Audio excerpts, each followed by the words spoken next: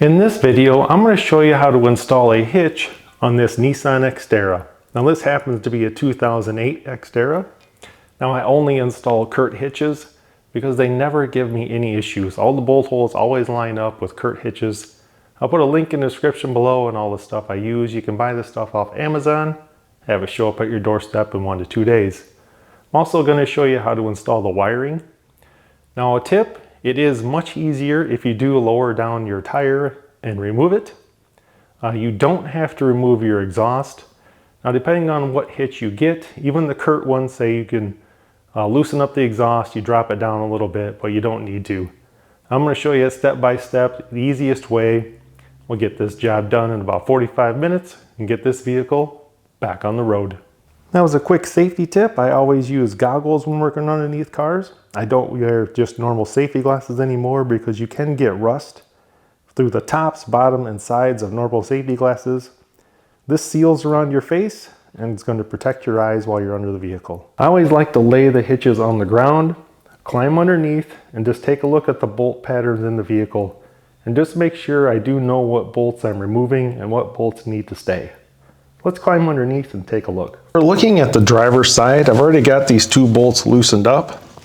You're going to need a 19mm socket, and you're going to remove this one and this one. That one right there at the top is going to stay in.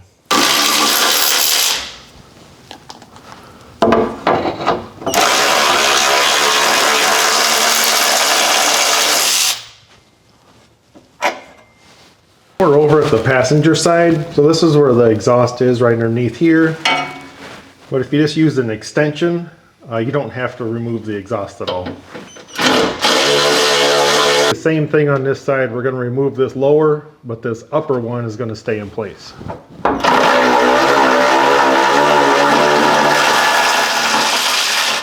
So now the hitch is going to bolt here, here, and right up here.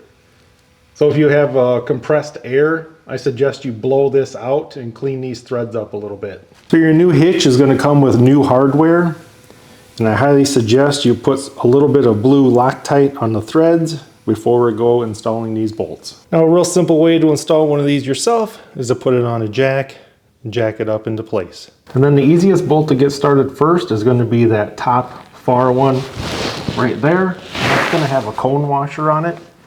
Go ahead and just thread that in by hand to give a couple turns and then go ahead and do the other side. So here's the driver's side. I've got this bolt here about halfway in. You can see this hole here. I'm going to put this bolt in next.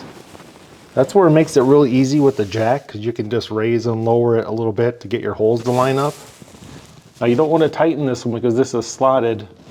See how this needs to come forward just a little bit, but it is lined up and down. So you can just stick your leg out from underneath and move your jack handle if you need to raise it up a little bit. That's what makes it a little bit easier. So we'll go ahead and put in the other bolts. All right, I've got all 6 bolts just threaded in by hand. I can go ahead and lower the jack and move that out of the way. You have the smaller bolt up here, which that's the 19mm socket with the cone washer. And then you have the larger 22mm socket for this bolt right here and the one underneath. Those have lock washers on them. And then here's that one there on the back side that's just a little bit hidden. Passenger side, so we need to go ahead, tighten all the bolts up. We're going to torque these to 86 foot-pounds, the 2 little ones, and then the 4 bigger ones we're going to torque to 135 foot-pounds.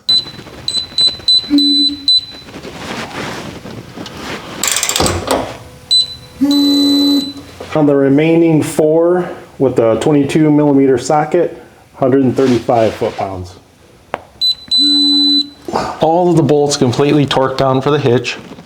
Now if you want to install trailer wiring, over here on the driver's side you'll see this gray plug. There's going to be a plug inside there.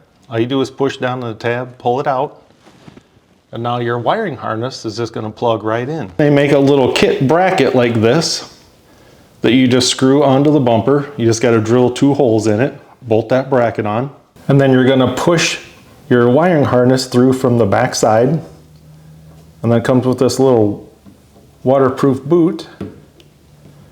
Put that on there and your wiring's done. Then for any excess wiring, you just zip tie it underneath somewhere. And there is the final product.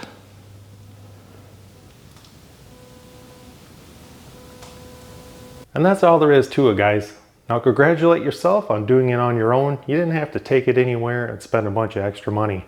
You could do this easily laying on your back on your garage floor or on a nice sunny day out in the driveway.